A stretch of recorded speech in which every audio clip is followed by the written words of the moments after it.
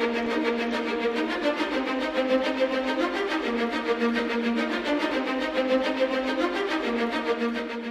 adalah WBCQ, menghadirkan radio World's Last Chance kepada Anda dari Monticello, Maine, Amerika Serikat.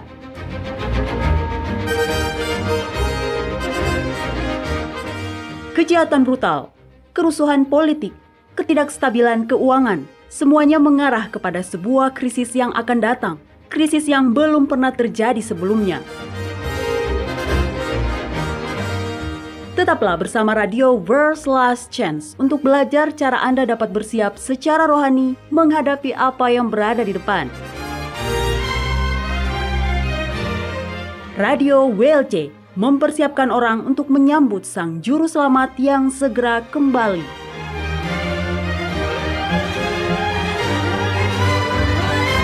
Shalom para pendengar, selamat datang di Radio WLC. Saya Mario Nugraha. Dan saya Doni Alexander. Para pendengar, kami senang Anda bisa bergabung dengan kami hari ini. Nah, para pendengar, pada episode hari ini, Doni akan berbicara tentang perihal yang telah dihadapi oleh orang-orang percaya selama berabad-abad. Dan itu adalah apa maksud Alkitab ketika berkata bahwa Kristus akan datang segera. Bagaimana Anda masih bisa mendefinisikannya segera ketika Anda harus mengakui sudah hampir 2000 tahun? Jika dia datang segera, lalu di mana dia? Benar, 2000 tahun itu tidak cepat atau segera menurut definisi kata apapun. Jadi di mana dia dan mengapa Alkitab mengatakan bahwa dia akan segera kembali? Oke, semua pertanyaan bagus layak mendapatkan jawaban bagus. Nah, sebelum kita masuk lebih jauh ke dalamnya, izinkan saya Mario memberitahu pendengar pertama kita tentang beberapa terminologi yang mungkin belum mereka ketahui. Oke. Para pendengar, di WLC kami lebih suka menggunakan nama pribadi Tuhan, yaitu Yahweh atau Yah. Tuhan dan Allah hanyalah istilah atau gelar umum yang dapat diterapkan juga pada Tuhan atau dewa manapun.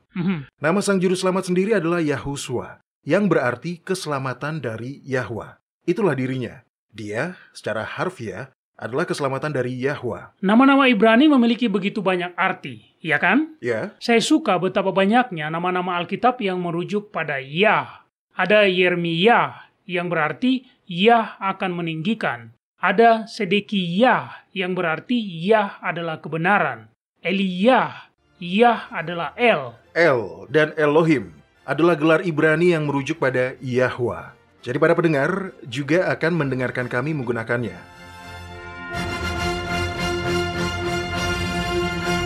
Jadi, beritahu kami Doni, Mengapa Alkitab bisa mengatakan bahwa Yahushua akan kembali segera ketika tidak dapat disangkal dia masih belum kembali? Ya, ini pertanyaan yang wajar. Seorang teman saya memiliki tante buyut yang tinggal di Prancis selama Perang Dunia Pertama. Rupanya, sebagai seorang wanita muda, dia membutuhkan beberapa rok lagi. Namun, seperti kebanyakan orang pada waktu itu, dia melihat perang besar sebagai tanda kedatangan Sang Juru Selamat. Jadi dia memutuskan bahwa karena Yahushua sudah akan segera datang. Dia pun hanya mengeluarkan uang untuk membuat satu rok. Jadi apa yang terjadi? Iya, dia puas dengan satu rok. Ketika dia akhirnya meninggal, saya tidak tahu. Ya, mungkin sekitar umur 80 tahun di tahun 1970-an. Dan pada saat itu Yahushua jelas masih belum kembali. Nah, ini adalah masalah yang agak meresahkan karena salah satu ciri nabi palsu adalah ketika nubuatan mereka tidak menjadi kenyataan. Jadi, apa yang harus kita lakukan dengan semua pernyataan yang mengatakan bahwa Kristus akan segera datang? Yahushua sendiri dalam kitab Wahyu pasal 22 berkata, "Lihatlah, aku datang segera." Namun, saya tidak berpikir ada di antara kita yang siap untuk menuduhnya sebagai nabi palsu. Jadi, bagaimana kita menyelesaikan ini? Bagaimana kita mengambil pernyataan-pernyataan Alkitab tentang dekatnya waktu kembalinya Kristus dan mendamaikannya dengan fakta bahwa, lihatlah, ribuan tahun kemudian, dan dia masih belum kembali. Ya, dan orang-orang yang tidak percaya pasti suka mengejek. Iya, dan bukan hanya orang-orang yang tidak percaya. Ketika saya dan istri saya sedang bersiap-siap untuk menikah, istri saya menjadi sangat marah ketika ibunya berkata, "Apakah kamu benar-benar yakin bahwa kamu harus menikah sekarang? Kamu sudah tahu," Kristus berkata, "celakalah ibu-ibu yang sedang hamil atau yang menyusui bayi pada masa itu." Saya yakin kalian bisa menyelesaikan masalah itu. Anda tahu, akan ada waktunya kita mengambil langkah mundur dan berkata, ibumu masih lebih baik daripada ibuku. Oke, nah, mari kita lihat ayat-ayat yang terkait. Mari kita mulai dengan kitab 2 Petrus pasal 3 dan membaca ayat 1-4. Oke. Di sini, Petrus memberikan peringatan tentang suatu tanda yang harus diperhatikan di akhir zaman.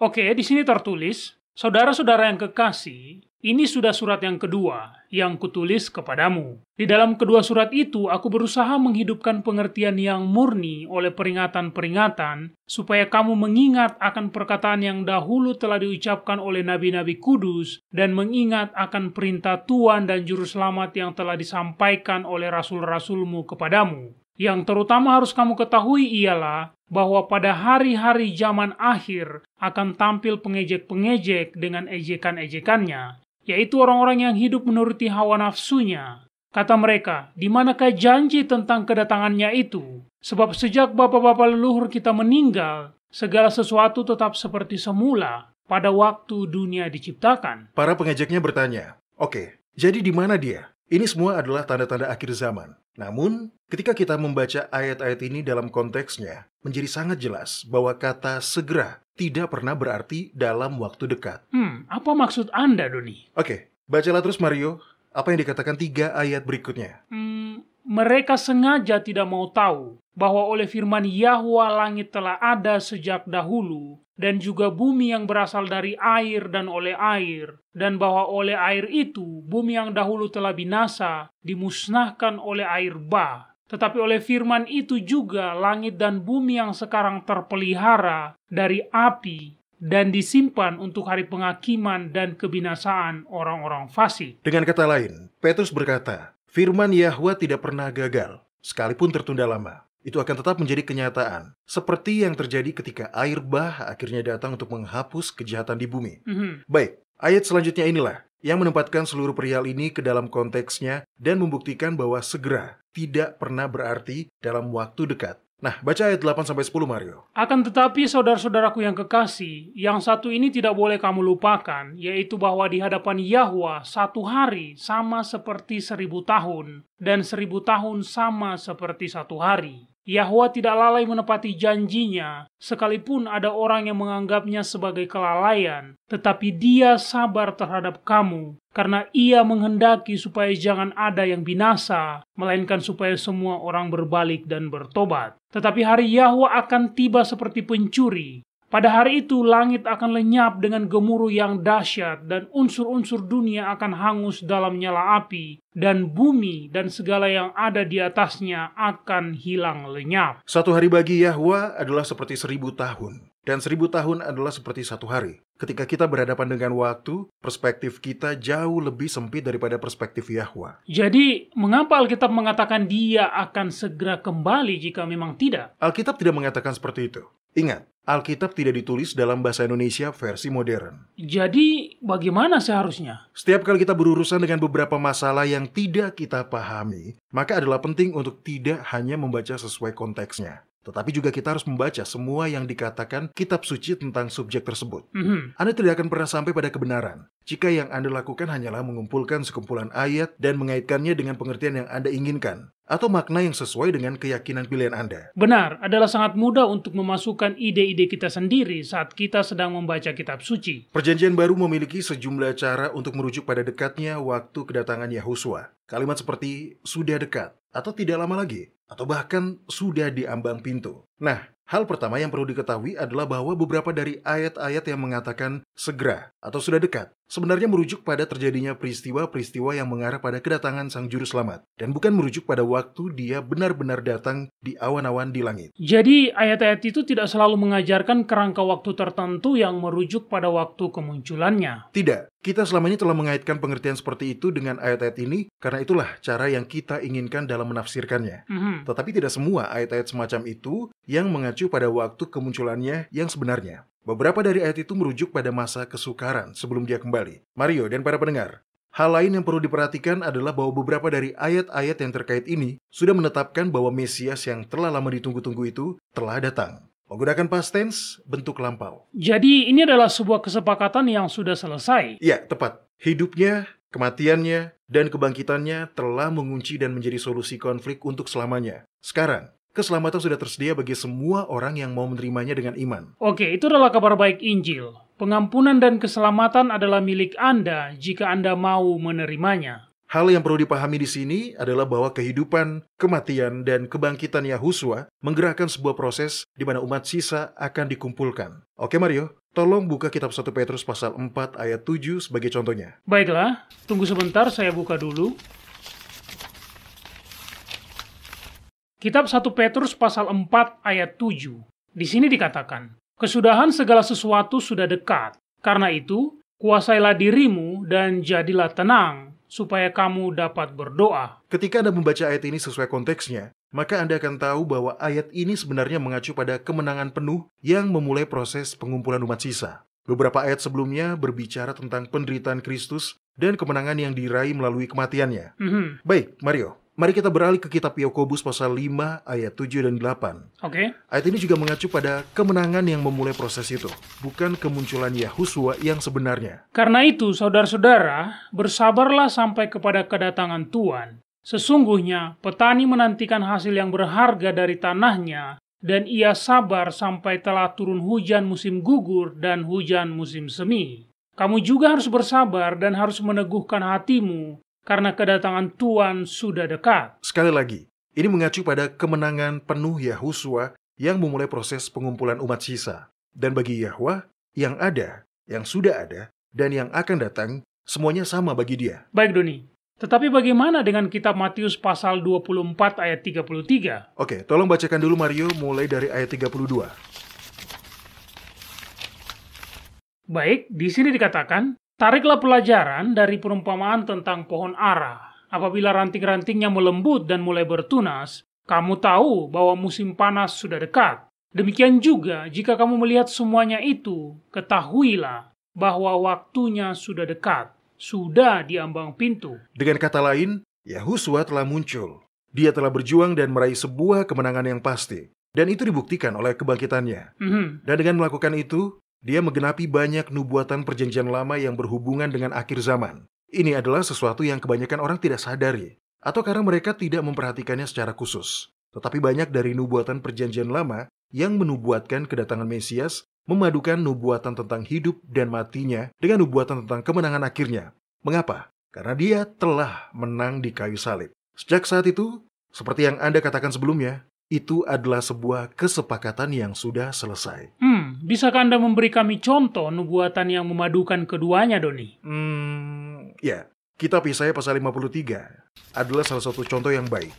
Ini adalah nubuatan yang sangat indah tentang misi Sang Mesias. Ayat-ayat tertentu dalam ayat ini cukup terkenal. Misalnya, ayat 3, ia dihina dan dihindari orang, seorang yang penuh kesengsaraan dan yang biasa menderita kesakitan. Ayat 5, tetapi dia tertikam oleh karena pemberontakan kita, dia diremukkan oleh karena kejahatan kita, ganjaran yang mendatangkan keselamatan bagi kita ditimpahkan kepadanya, dan oleh bilur-bilurnya kita menjadi sembuh. Ya, benar. Itu ayat yang indah, sangat kuat. Sekarang, di akhir pasal ini, disinilah kita mendapatkan perpaduan keduanya. Baca ayat 10-12 Mario. Tetapi Yahwa berkehendak meremukkan dia dengan kesakitan. Apabila ia menyerahkan dirinya sebagai korban penebus salah, ia akan melihat keturunannya. Umurnya akan lanjut dan kehendak Yahwa akan terlaksana olehnya. Sesudah kesusahan jiwanya, ia akan melihat terang dan menjadi puas. Dan hambaku itu, sebagai orang yang benar, akan membenarkan banyak orang oleh hikmatnya.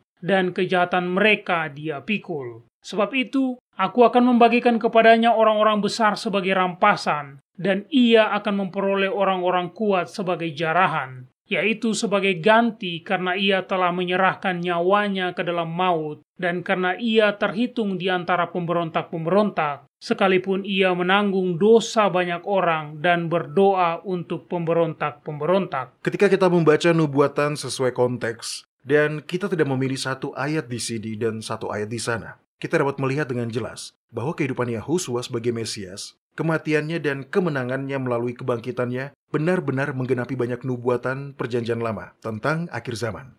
Ini seperti yang dikatakan oleh para nabi. Kemenangan ini adalah permulaan dari akhir zaman. Dia telah muncul, dia telah menang, dan dengan melakukan itu, dia telah menggenapi banyak dari nubuatan ini.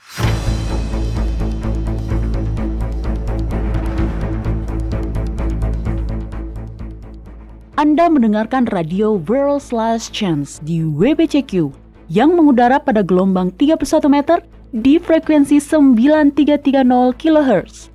Radio World's Last Chance mempersiapkan orang untuk menyambut Sang Juru Selamat yang segera kembali.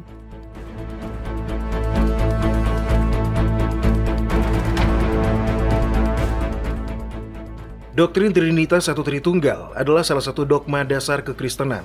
Dengan hanya sedikit pengecualian, sebagian besar dunia Kristen percaya pada ketuhanan Tritunggal. Doktrin ini sudah tersebar luas, sehingga beberapa denominasi yang menolaknya tidak dipandang lagi oleh orang lain sebagai pengikut agama Kristen yang sebenarnya. Fakta yang benar-benar mencengangkan adalah bahwa ketuhanan Tritunggal sama sekali tidak didukung oleh kitab suci. Doktrin ini berasal dari paham penyembah berhala kuno. Satu-satunya ayat kitab suci yang mengaku pada ketuhanan Tritunggal telah terbukti adalah merupakan ayat tambahan yang baru dimasukkan hampir 1000 tahun setelah Kristus. Untuk mempelajari kebenaran tentang ajaran ini, kunjungi worldslastchance.com dan klik ikon Radio WLC, pilih bahasa Indonesia, dan dengarkanlah episode yang berjudul Satu Yahwa versus Ketuhanan Tritunggal.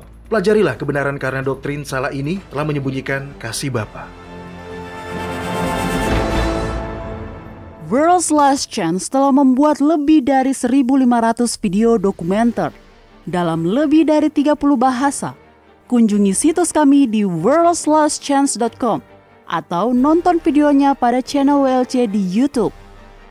Video-video dokumenter baru tentang berbagai topik penting terus dirilis sepanjang waktu. Mulailah menontonnya dan pelajarilah kebenaran selama Anda masih memiliki kesempatan di worldslastchance.com.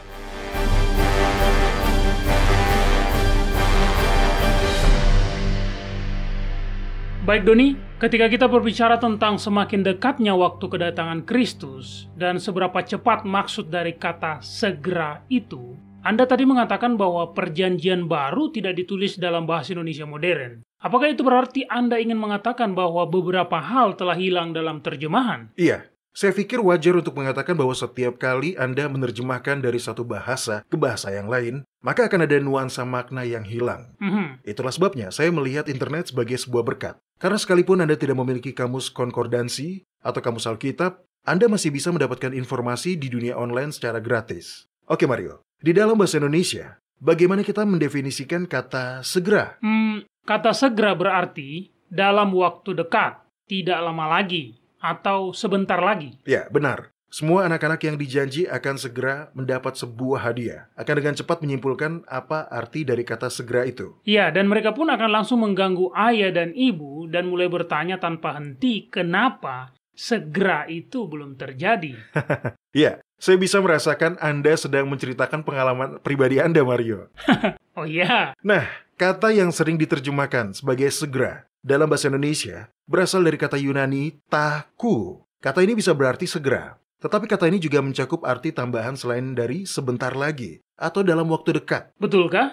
Itu menarik. Saya pikir selama ini kita telah berharap bahwa kedatangan Kristus sudah akan segera terjadi karena itu didasarkan pada kesalahpahaman kita bahwa Alkitab berkata itu akan terjadi dalam waktu dekat. Jadi, apalagi arti lain dari kata taku ini, Doni? Taku bisa juga berarti tiba-tiba, mendadak, atau tidak terduga. Di dalam kitab Wahyu pasal 22 ayat 12, taku diterjemahkan dengan cara seperti itu. Nah Mario, tolong buka dan bacakan ayat ini untuk kita. Anda akan melihat bahwa kata segera tidak muncul dalam teks ini. Tetapi taku diterjemahkan di sini sebagai dengan cepat. Sudah dapat Mario? Nah, silakan dibacakan. Sesungguhnya aku datang dengan cepat dan aku membawa upahku untuk membalaskan kepada setiap orang menurut perbuatannya. Sesungguhnya aku datang dengan cepat, taku, dan aku membawa upahku. Dengan kata lain, dia berkata, aku datang dengan tiba-tiba tidak terduga. Itu menghasilkan arti yang sangat berbeda, ya kan? Ya, begitulah. Dan ini adalah perihal yang Yahusua sampaikan berulang kali, lagi dan lagi. Dia berkata, berjaga-jagalah, sebab kamu tidak tahu pada hari mana Tuanmu datang. Nah, benar. Di kesempatan lain dia berkata, berjaga-jagalah, sebab kamu tidak tahu pada hari apa dan pada jam berapa anak manusia datang. Ya, itu juga. Oke Mario, tolong buka kitab Matius pasal 28 ayat 8. Oke. Di sini taku diterjemahkan sebagai cepat, tetapi artinya tidak sama dengan segera. Itu hanya berarti cepat. Baiklah. Ini adalah kisah tentang para perempuan yang datang ke makam pada hari kebangkitan. Di sini dikatakan, mereka dengan cepat pergi dari kubur itu dengan takut dan dengan sukacita yang besar dan berlari untuk memberitahukannya kepada para murid. Jadi, sekarang kita tahu bahwa kata taku memiliki definisi yang jauh lebih luas daripada sekedar segera. Ini juga berarti dengan cepat, tiba-tiba, dan tidak terduga. Ya, dan sekarang saya menjadi teringat bahwa para penulis Injil sendiri mengajarkan bahwa bahkan Yahusua sendiri tidak tahu kapan dia akan kembali. Dengarkan ayat ini. Ayat ini berasal dari kitab Matius pasal 24. Nah, Doni dan para pendengar, ingat, kitab Matius pasal 24 adalah pasal di mana Yahusua secara eksplisit menjelaskan apa tanda-tanda kedatangannya kembali dan akhir dunia. Jadi, jika dia sendiri sudah tahu kapan waktu kedatangannya, maka pada kesempatan inilah dia akan mengatakannya. Tapi, di sini, di ayat 36, dia mengatakan hal yang sebaliknya. Dia mengatakan, tetapi tentang hari dan saat itu tidak seorang pun yang tahu. Malaikat-malaikat di sorga tidak, dan anak pun tidak, hanya Bapa sendiri. Jadi jika sang juru selamat sendiri tidak tahu kapan dia akan kembali, dia pasti tidak bisa memprediksi waktu yang tepat. Kapan dia akan kembali, ya kan? Benar, Doni. Kitab Kisah Para Rasul pasal 1 ayat 7 adalah tempat lain di mana Yahusua dapat dengan mudah menentukan waktu kedatangannya kembali, jika memang dia mengetahuinya. Tidak harus pada hari tertentu, tetapi bahkan pada periode waktu tertentu. Ini adalah percakapan terakhirnya dengan para pengikutnya sebelum kenaikannya, dan apa yang dia katakan. Dengarkan ini. Kitab Kisah Para Rasul pasal 1 ayat 7. Di sini dia berkata, engkau tidak perlu mengetahui masa dan waktu yang ditetapkan Bapa sendiri menurut kuasanya. Jadi, sekali lagi, kita perlu berhati-hati agar tidak mengaitkan makna yang sebenarnya tidak ada. Adalah bukan asumsi jika kita mengatakan bahwa kedatangan Kristus akan terjadi dengan tiba-tiba dan tidak terduga. Benar. Tetapi jelas, orang Kristen mula-mula telah berasumsi ketika mereka mengartikan bahwa kedatangannya kembali akan terjadi dalam waktu dekat. Iya, tapi jangan terlalu keras pada mereka, Doni. Oke. Bukankah Kristus sendiri mengatakan bahwa beberapa orang yang hidup pada zamannya akan tetap hidup ketika dia kembali? Nah, saya senang Anda mengangkat perihal ini, Mario. Ini sudah pasti menjadi salah satu bagian kitab suci yang paling disalahpahami. Benar. Mari kita lihat ayatnya. Buka dalam kitab Matius pasal 16 ayat 28. Tolong dibacakan, Mario. Oke. Yahusua baru saja menubuatkan kematian dan kebangkitannya pada hari ketiga. Kemudian dia berkata bahwa jika Anda ingin mengikutinya, maka Anda harus menyangkal diri, memikul salib Anda, dan mengikutinya. Lalu kemudian dia berkata, sesungguhnya di antara orang yang hadir di sini ada yang tidak akan mati sebelum mereka melihat Anak Manusia datang sebagai Raja dalam kerajaannya. Nah, Doni, bagaimana Anda mengartikannya? Dia berkata dengan sangat jelas, dia mengatakan, di antara orang yang hadir di sini, ada yang tidak akan mati sebelum mereka melihat Anak Manusia datang. Bagaimana Anda menjelaskan hal ini? Karena jelas, tidak ada seorang pun dari abad pertama yang masih hidup. Oke, sebenarnya begini. Yahusua membuat pernyataan ini sebelum peristiwa transfigurasi di gunung. Secara faktual, ini adalah kata-kata terakhir yang dicatat dalam kitab Matius pasal 16. Tapi ingat, dalam bahasa Yunani tidak ada jeda pasal. Jadi, pasal 17 yang kita lihat sekarang, yang mencatat kisah transfigurasi, sebenarnya adalah lanjutan kisah dari kata-kata tadi.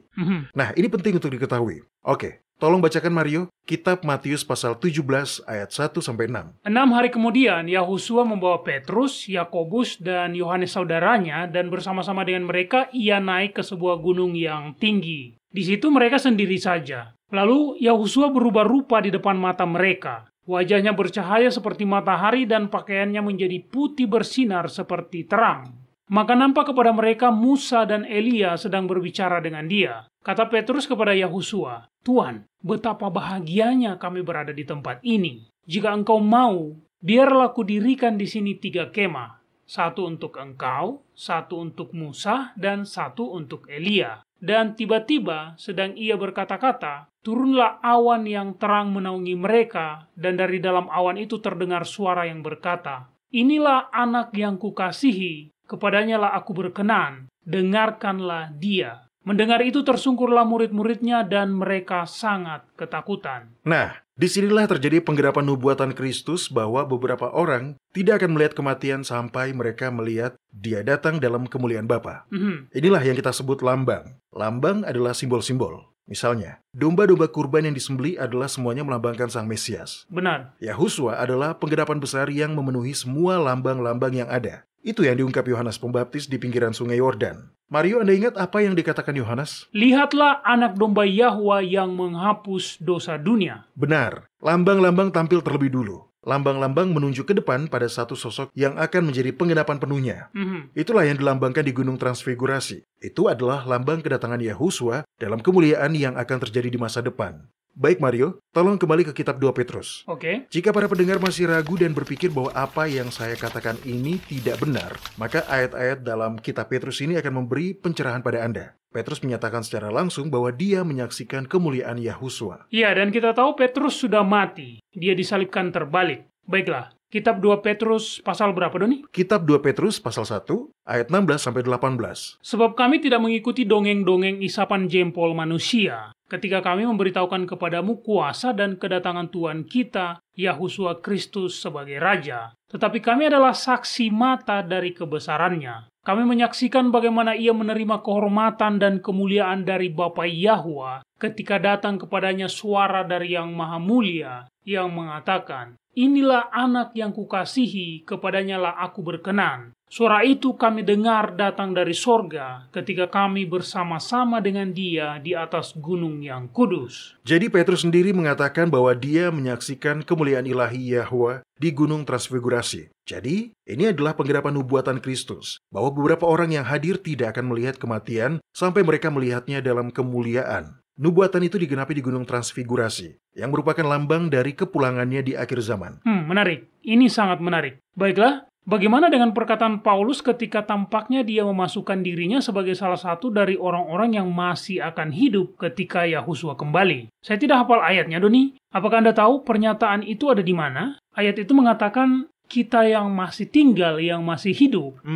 Ayat itu ada di kitab 1 Tesalonika pasal 4. Oke. Rupanya, beberapa dari orang percaya mula-mula di Tesalonika telah meninggal dan mereka yang masih hidup menjadi takut. Karena mereka tidak akan pernah bisa lagi melihat orang-orang yang sudah meninggal itu. Karena mereka telah mati sebelum Yahusua kembali. Paulus kemudian menulis untuk menjelaskan kebangkitan kepada mereka. Oke, bacalah kitab 1 Tesalonika pasal 4, ayat 15-17. Ini kami katakan kepadamu dengan firman Tuhan. Kita yang hidup, yang masih tinggal sampai kedatangan Tuhan, sekali-kali tidak akan mendahului mereka yang telah meninggal. Sebab pada waktu tanda diberi, yaitu pada waktu penghulu malaikat berseru dan sangkakala Yahwa berbunyi, maka Tuhan sendiri akan turun dari sorga dan mereka yang mati dalam Kristus akan lebih dahulu bangkit. Sesudah itu, kita yang hidup, yang masih tinggal, akan diangkat bersama-sama dengan mereka dalam awan menyongsong Tuhan di angkasa. Demikianlah kita akan selama-lamanya bersama-sama dengan Tuhan. Nah, di sini Paulus tidak mengklaim bahwa dia masih akan hidup dan melihat Yahusua kembali. Pada titik ini, dia tidak tahu apakah dia masih akan hidup atau tidak saat peristiwa itu terjadi. Di sini dia hanya menggunakan kata kita sebagai kata ganti orang ketiga. Dia tidak tahu apakah dia masih akan hidup atau sudah mati. Dan terus terang, itu tidak menjadi masalah baginya. Dia mengatakan ini dengan indah di kitab Filipi pasal 1 ayat 19-24. Tolong buka dan bacakan Mario. Baik, tunggu sebentar. Nah, ini dia. Di sini dikatakan, karena aku tahu bahwa kesudahan semuanya ini ialah keselamatanku oleh doamu dan pertolongan roh Yahusua Kristus. Sebab yang sangat kurindukan dan kuharapkan ialah bahwa aku dalam segala hal tidak akan beroleh malu, melainkan seperti sedia kala, demikian pun sekarang, Kristus dengan nyata dimuliakan di dalam tubuhku, baik oleh hidupku maupun oleh matiku. Karena bagiku hidup adalah Kristus dan mati adalah keuntungan. Tetapi jika aku harus hidup di dunia ini, itu berarti bagiku bekerja memberi buah. Jadi mana yang harus kupilih? Aku tidak tahu. Aku didesak dari dua pihak. Aku ingin pergi dan diam bersama-sama dengan Kristus. Itu memang jauh lebih baik. Tetapi lebih perlu untuk tinggal di dunia ini karena kamu. Sekali lagi, Paulus berkata, tidak menjadi masalah apakah saya hidup atau mati. Saya hanya ingin memuliakan Kristus. Jika saya mati, saya bersama Kristus. Jika saya hidup, saya bisa bekerja lebih banyak untuknya. Namun apapun yang terjadi itu tidak masalah. Benar. Dan di sini Paulus juga tidak mengatakan bahwa pada saat mati dia berharap untuk segera pergi ke surga seperti yang diasumsikan oleh banyak orang Kristen. Kitab suci dengan sangat jelas sudah berkata, orang yang hidup tahu bahwa mereka akan mati, tetapi orang-orang yang mati tidak tahu apa-apa. Iya, benar. Walaupun sebenarnya poin saya bukan itu. Namun kita tahu Ayub juga mengatakan hal yang sama. Dia tahu bahwa dia akan mati. Tetapi dia tidak berharap bahwa setelah mati dia akan segera bangun di surga. Bahkan dalam kitab Ayub pasal 19 dia mengatakan, "Tetapi aku tahu penebusku hidup dan pada hari terakhir dia akan berdiri di bumi. Juga sesudah kulit tubuhku sangat rusak. Namun aku akan melihat Yahwa dengan tubuhku ini. Ya, aku sendiri akan melihat dia memihak kepadaku. Mataku sendiri menyaksikannya dan bukan orang lain. Hati sanubariku merana karena rindu." Benar, orang-orang tidur di dalam kubur sampai kebangkitan pertama atau kedua. Mereka yang dibangkitkan dalam kebangkitan pertama akan hidup selamanya bersama Yahwa di bumi yang baru. Mereka yang semasa hidup bertahan dalam pemberontakan akan dibangkitkan dalam kebangkitan kedua untuk menerima hukuman mereka di bumi. Nah, poin yang saya coba sampaikan adalah bahwa tidak ada kesadaran dalam kematian. Ya, itulah sebabnya Yahusua menyebut kematian sebagai tidur. Ingat kan? Dia berkata, "Lazarus, saudara kita, telah tertidur." Ya, Anda tidak menyadari apa yang terjadi di sekitar Anda ketika Anda sedang tertidur. Anda baru tersadar saat alarm Anda berdering, atau saat matahari sudah menyinari mata Anda, atau ketika anak-anak Anda datang melompat karena mereka sudah kelaparan. Begitulah dalam kematian. Bagi mereka yang mati dengan percaya pada jasa darah Yahusua, hal berikutnya yang akan mereka ketahui adalah bangun pada saat kebangkitan untuk melihat dia, datang dalam kemuliaan saat dia kembali. Benar, jangan kemana-mana para pendengar, ketika kami kembali, kami akan menjawab pertanyaan Anda yang dikirimkan ke kotak surat harian kami. Tetaplah di sini.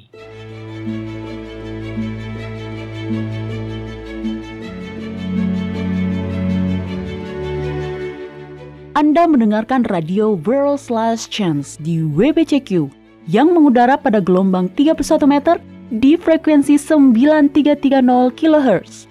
Radio World's Last Chance mempersiapkan orang untuk menyambut Sang Juru Selamat yang segera kembali.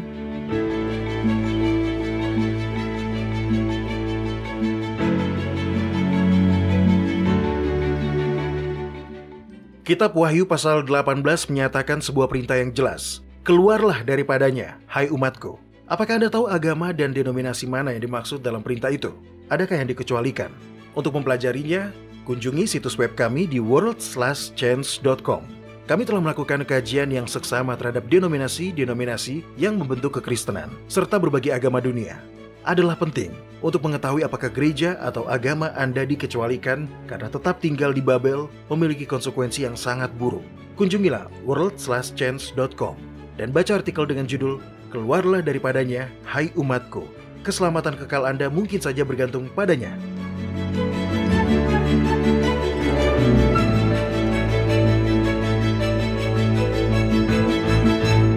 Jika Anda sudah berkomitmen untuk beribadah kepada Yahwa pada hari Sabat kudusnya yang ditentukan dengan kalender lunisolarnya yang ditetapkan pada masa penciptaan, World's Last Chance memiliki aplikasi yang dapat Anda gunakan baik di komputer maupun di smartphone Anda. Aplikasi kalender lunisolar WLC telah dirancang untuk memenuhi kebutuhan para pemelihara Sabat lunar di seluruh dunia. Kunjungilah website kami di worldslastchance.com dan mulailah menggunakannya hari ini. Anda dapat mengaksesnya secara online dan mengunduhnya ke perangkat Anda atau bahkan memasangnya di website Anda sendiri. Aplikasi kalender lunisolar WLC adalah sebuah bahan yang sangat baik bagi semua orang yang berkomitmen untuk menghormati hari-hari raya Yahwa.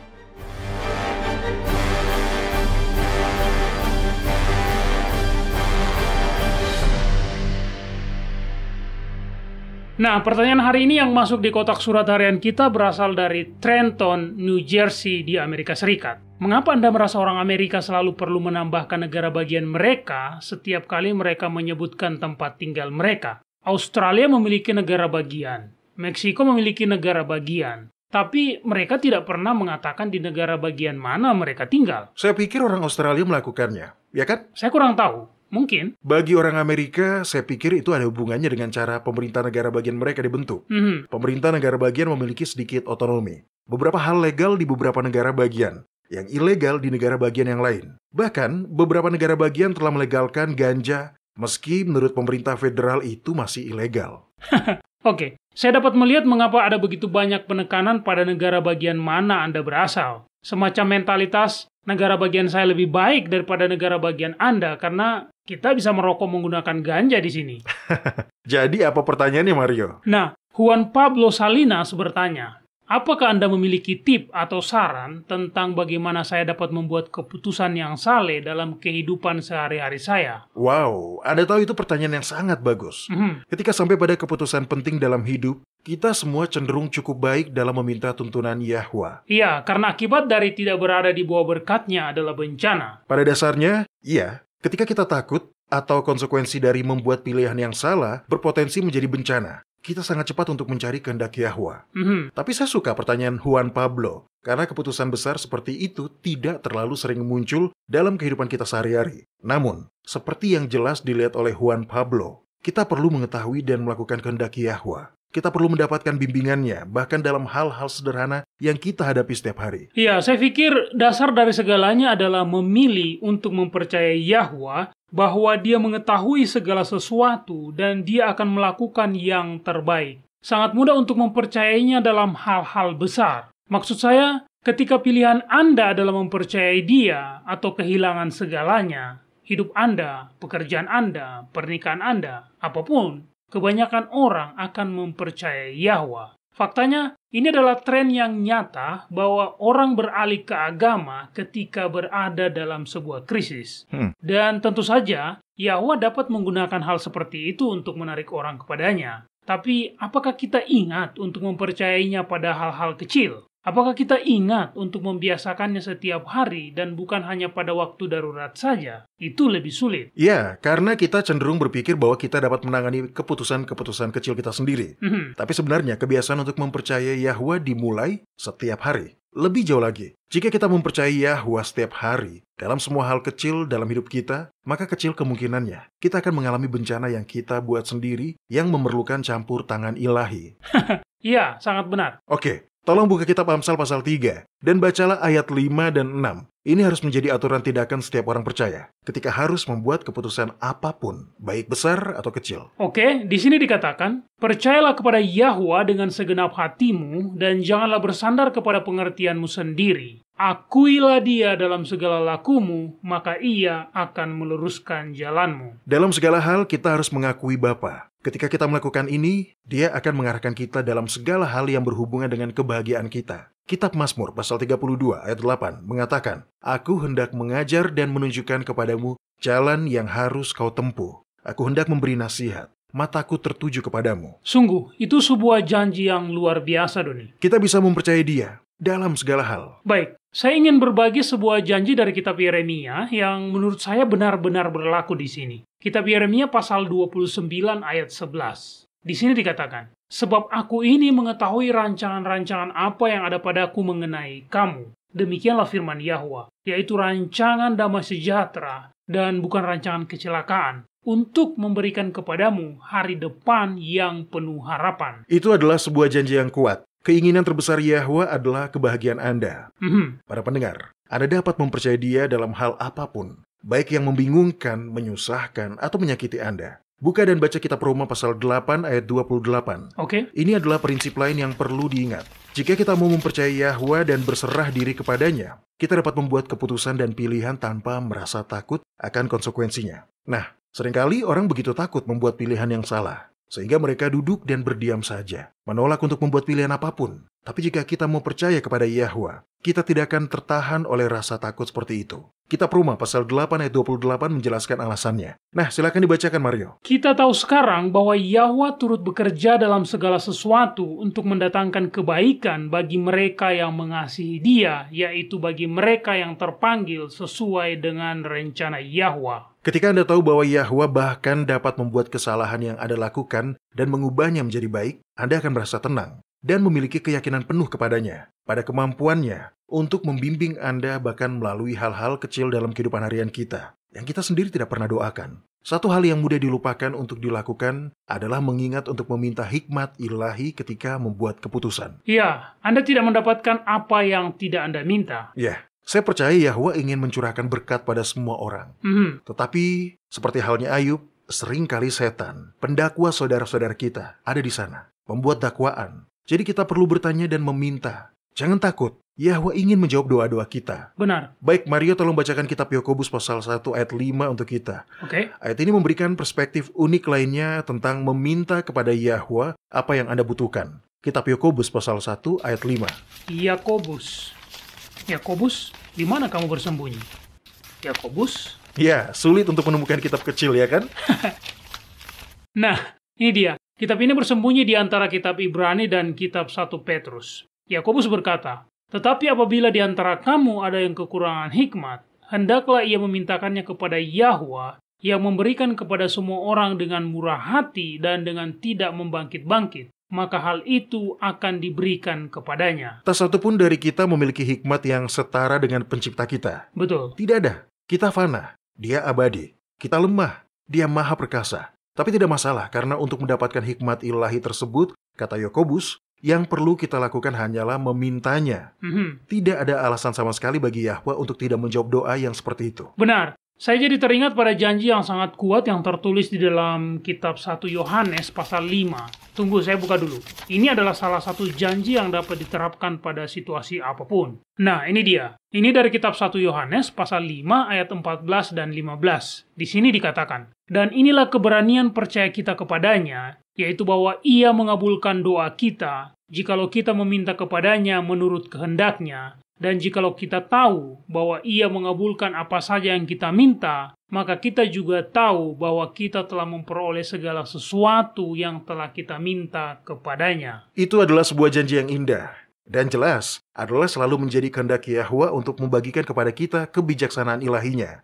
Sehingga Anda dapat mengetahui bahwa ketika Anda meminta bimbingan untuk menolong Anda membuat keputusan sehari-hari, doa-doa Anda akan dijawab. Iya, Anda tahu kita meminta banyak hal dalam kehidupan. Tolong bantu saya mendapatkan promosi dalam pekerjaan ini. Tolong lindungi kami saat kami bepergian. Tolong sembuhkan anak saya yang sakit, pasangan, orang tua, apapun. Tapi, kapan terakhir kali kita meminta hikmat dan bantuan Yahwa dalam membuat keputusan sehari-hari? Benar. Nah, topik yang menarik dalam melakukan penelaan Alkitab adalah dengan mencari setiap ayat Alkitab yang memiliki kata hikmat. Salah satu ayat terbaik berasal dari kitab Amsal pasal 9 ayat 10. Oh ya, saya ingat ayat itu, Doni. Ayat itu berkata, "Permulaan hikmat adalah takut akan Yahwa, dan mengenal Yang Maha Kudus adalah pengertian." Ketika kita memiliki rasa hormat kepada Yahwa, ketika kita berusaha untuk mengetahui kehendaknya dan hidup dalam ketaatan pada kehendaknya tersebut, maka kita akan memperoleh hikmat, kebijaksanaan, dan pengertian, dan ini akan berdampak pada keputusan yang kita buat setiap hari,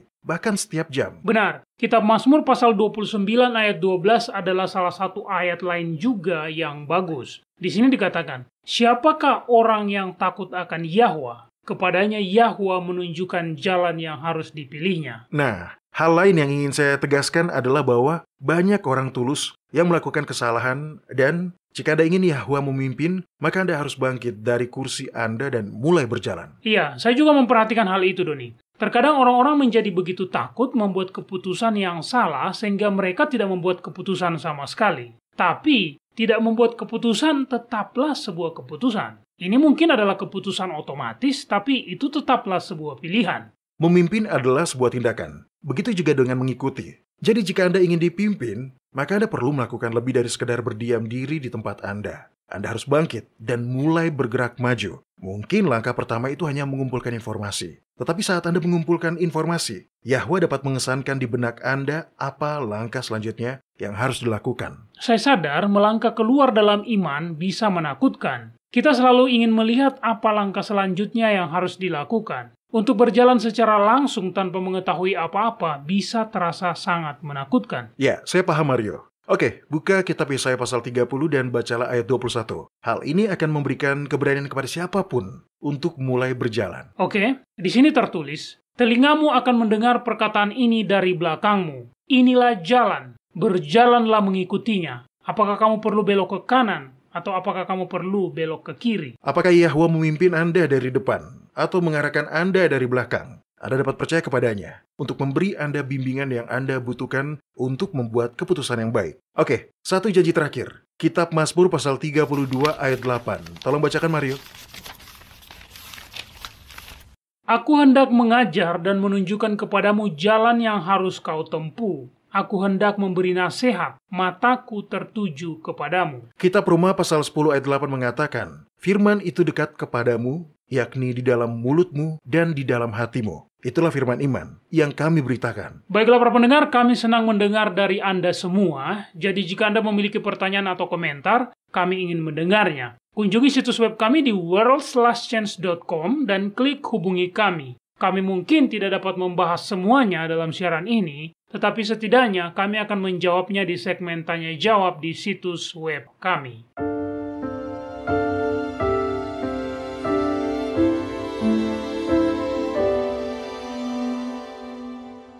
Anda menyukai apa yang Anda dengar? Kunjungi situs kami di worldslastchance.com untuk mendengarkan episode-episode lain dari program radio kami. Radio World's Last Chance mempersiapkan orang untuk menyambut Sang Juru Selamat yang segera kembali.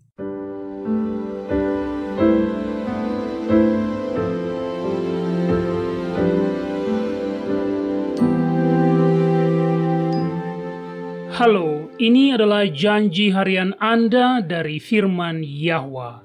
Hari itu adalah sebuah hari yang menegangkan dan penuh tekanan. Gary Copley dan rekannya telah mengunci seorang penculik yang berniat melakukan pemerkosaan dan berusaha menahannya sampai polisi tiba. Kemudian mereka pun bersiap untuk beristirahat dan bersantai untuk mengalihkan pikiran dari peristiwa yang terjadi pada hari itu. Mereka memutuskan untuk mengajak istri mereka untuk makan malam di luar sebagai perayaan atas kehidupan mereka, atas berkat hidup yang luar biasa, atas perlindungan Yahwa dan atas pasangan hidup yang Dia berikan kepada mereka masing-masing. Mereka memang sangat butuh waktu bertamasya seperti ini, dan stres yang mereka alami pun berkurang ketika kedua pasangan itu menceritakan berkat-berkat Yahwa yang mereka terima dan banyak hal lagi yang mereka syukuri. Dalam perjalanan pulang, Gary mendapat firasat dan dia dengan senang mengatakan bahwa untuk merayakan momen tersebut, mereka harus menepikan mobil ke sisi jalan dan meluangkan waktu sejenak untuk mencium istri mereka masing-masing. Dan mereka pun melakukannya. Setelah beberapa saat kemudian, mereka pun dengan semangat melanjutkan perjalanan sambil tertawa. Namun, tiba-tiba mobil mereka terhenti. Jalan di depan mereka, jalan yang sama yang mereka lalui beberapa jam sebelumnya dalam perjalanan ke restoran, telah sepenuhnya tertutup. Di depan mereka muncul dinding lumpur setinggi setidaknya 6 meter. Lumpur itu baru saja melewati sebuah rumah. Seorang perempuan berlari keluar dari rumah itu saat dia melihat pergerakan dari lumpur itu. Apakah kalian baik-baik saja? Lumpur itu tidak mengenai kalian, kan? Begitulah pertanyaan dari perempuan itu dengan nada yang tegang. Ketika perempuan ini melihat Gary dan kawan-kawan kebingungan, dia menjelaskan, kejadian ini baru saja terjadi beberapa detik yang lalu. Anda tidak melihatnya sama sekali. Anda tidak melihat tanah longsor? Kedua pasangan itu tercengang. Seandainya Gary tidak mengikuti firasatnya untuk menepikan mobil untuk mencium istrinya, mereka akan terjebak dalam tanah longsor. Mobil mereka akan hanyut oleh banjir lumpur, batu besar, dan pohon-pohon pinus. Butuh waktu 1 jam bagi mereka untuk mundur dan pulang ke rumah sambil memutari area tanah longsor itu. Di sepanjang jalan, mereka bertemu dengan seorang pekerja jalan. Setelah dia mengetahui arah perjalanan mereka, dia meminta mereka untuk memasang beberapa rambu jalan untuk memperingatkan pengemudi lain pada bahaya itu. Pada saat mereka sampai di sisi seberang tanah longsor itu, hari sudah larut dan hujan turun. Dalam kegelapan, mereka tidak bisa melihat banyak hal. Jadi mereka menempelkan tanda lalu pulang ke rumah. Namun keesokan harinya, Gary, istrinya, dan kedua teman mereka memutuskan untuk kembali melihat lokasi longsor itu. Apa yang mereka lihat membuat mereka terkejut. Tanah longsor yang besar telah terjadi. Mereka melihat tanda yang mereka tinggalkan pada malam sebelumnya. Tapi lereng bukit di bawah jalan itu benar-benar telah hilang dan membelah setengah dari jalanan itu. Sudah terlalu gelap bagi mereka untuk melihat hal itu pada malam sebelumnya. Dan ternyata mobil mereka hanya berjarak beberapa sentimeter dari jurang gelap yang diakibatkan oleh longsor itu. Jadi, 2 kali dalam 1 malam, Yahwa telah melindungi mereka dari bencana. Saat mengingat kejadian pada malam itu, Gary mengatakan, "Saya sering memikirkan kembali waktu saya mencium istri saya di malam itu, Dan saya mendorong orang lain untuk memperhatikan firasat dan dorongan Yahwa yang sering datang dengan tiba-tiba. Anda tidak pernah tahu apa tujuan dari firasat-firasat itu diberikan. Itu bisa untuk menyelamatkan Anda atau mengarahkan Anda. Kadang-kadang firasat-firasat itu dengan jelas terasa, kadang-kadang samar, dan terkadang firasat-firasat itu menuntun kita untuk menyelamatkan orang lain, dan di lain waktu kitalah yang diselamatkan. Tapi apapun hasilnya dan bagaimanapun alurnya, Eloa kita selalu ada, selalu memanggil kita lebih dekat kepadanya. Selalu. Para pendengar, kitab 2 Tesalonika pasal 3 ayat 3 menyatakan, Yahwa itu setia, Dia akan menguatkan hatimu dan memelihara kamu terhadap yang jahat. Kepada kita telah diberikan janji-janji yang besar dan berharga, majulah dan mulailah mengaminkannya.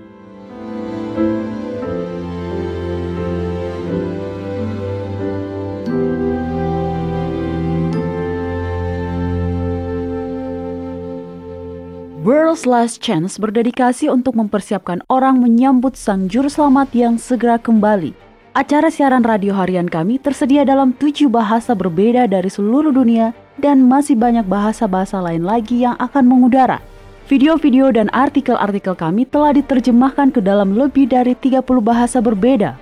Dan kami tidak hanya fokus pada salah satu poin pengajaran. Kami bersedia untuk bekerja sama dengan surga untuk membawa semua kebenaran ke dunia. Artikel-artikel dan video-video kami mencakup berbagai topik-topik penting pada pertumbuhan dan pembangunan dari perjalanan kekristenan.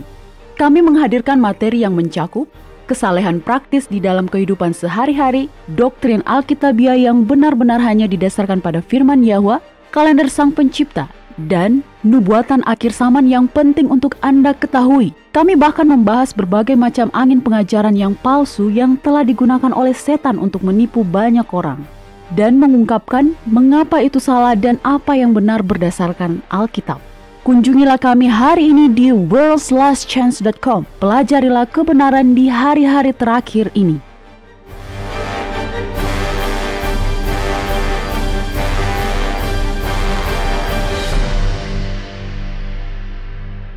Baik, Mario dan para pendengar, ada satu poin terakhir yang ingin saya sampaikan tentang nubuatan Alkitab dan kedatangan Yahuswa, serta penetapan kerajaan Yahwa. Nah Mario, tolong buka kitab Yesaya pasal 9. Oke. Ini adalah nubuatan tentang Mesias, dan ini menetapkan parameter dari kerajaannya. Kitab Yesaya pasal 9 ayat 5 dan 6. Sebab seorang anak telah lahir bagi kita, seorang putra telah diberikan untuk kita, lambang pemerintahan ada di atas bahunya, dan namanya disebutkan orang, penasihat ajaib, El yang perkasa, Bapa yang kekal, Raja damai. Besar kekuasaannya dan damai sejahtera tidak akan berkesudahan di atas tahta Daud dan di dalam kerajaannya, karena Dia mendasarkan dan mengukuhkannya dengan keadilan dan kebenaran dari sekarang sampai selama-lamanya. Kecemburuan Yahwa, Eloa semesta alam akan melakukan ini. Itulah nubuatannya. Sekarang, mari kita membaca penggenapannya dalam kitab Lukas pasal 1. Ini adalah waktu ketika sang malaikat mendatangi Maria untuk memberitahu dia bahwa dia akan menjadi ibu dari sang Mesias. Baca ayat 30-33 dari kitab Lukas pasal 1, Mario. Kata malaikat itu kepadanya, "Jangan takut, hai Maria, sebab engkau beroleh kasih karunia di hadapan Yahwa. Sesungguhnya, engkau akan mengandung dan akan melahirkan seorang anak laki-laki, dan hendaklah engkau menamai dia Yahuswa. Dia akan menjadi besar dan akan disebut Anak yang Maha Tinggi, dan Elohim Yahwa akan mengaruniakan kepadanya tahta Daud, bapa leluhurnya. Dan dia akan menjadi raja atas kaum keturunan Yakub sampai selama-lamanya, dan kerajaannya tidak akan berkesudahan." Menurut nubuatan, kerajaan Yahwa mengharuskan seorang raja manusia duduk di atas tahta Daud, bapa leluhurnya, selama-lamanya. Persyaratan itu dipenuhi dengan kelahiran Yahuswa. Mesias adalah orang yang akan memerintah selamanya dari tahta Daud. Kepastian dari kerajaan Yahwa ini seperti melempar sebuah batu. Inilah sebabnya mengapa Yahuswa dapat mengumumkan bahwa kerajaan Yahwa sudah dekat. Karena itu memang sudah dekat. Nubuat-nubuat itu sudah digenapi dalam arti rohani. Baca kitab Lukas pasal 17 ayat 20 dan 21.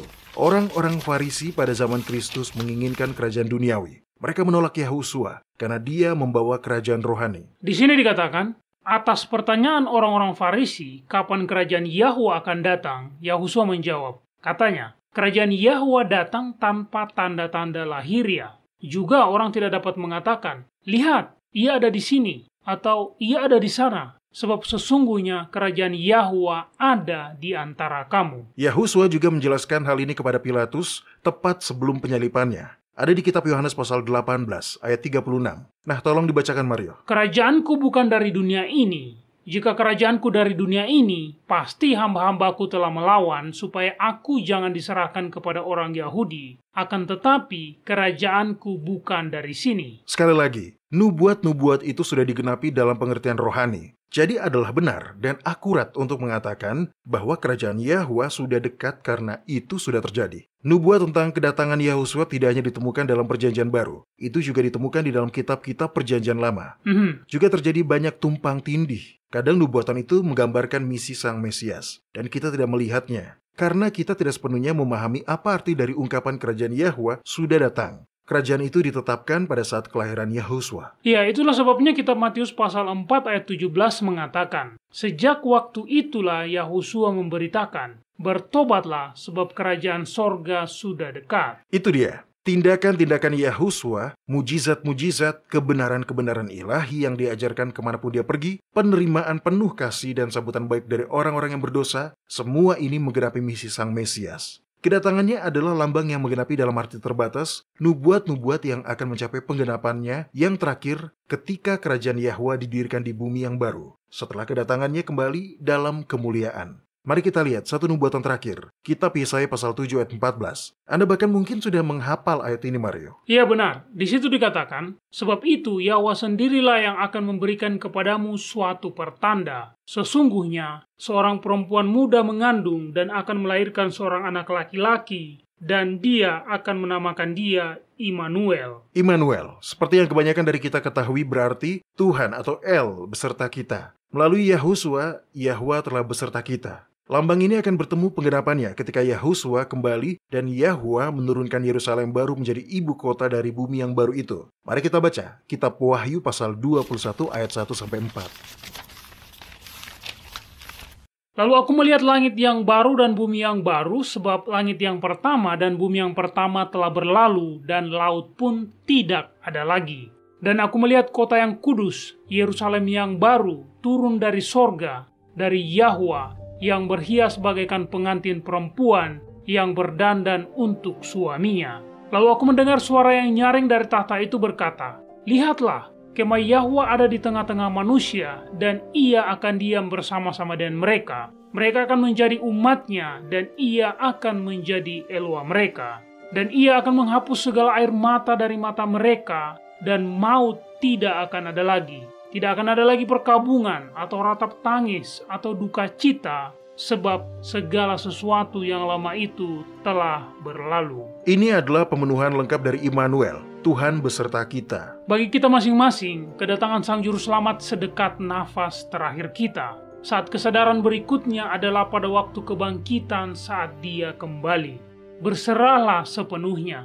Terimalah anugerah kasih karunia Yahwa. Kemudian, apakah Anda mati atau masih hidup untuk melihat Yahusua datang? Anda akan berdamai dengan Yahwa. Para pendengar, bergabunglah dengan kami kembali besok. Sampai jumpa dan ingatlah, Yahwa mengasihi Anda Dan Dia aman untuk dipercaya.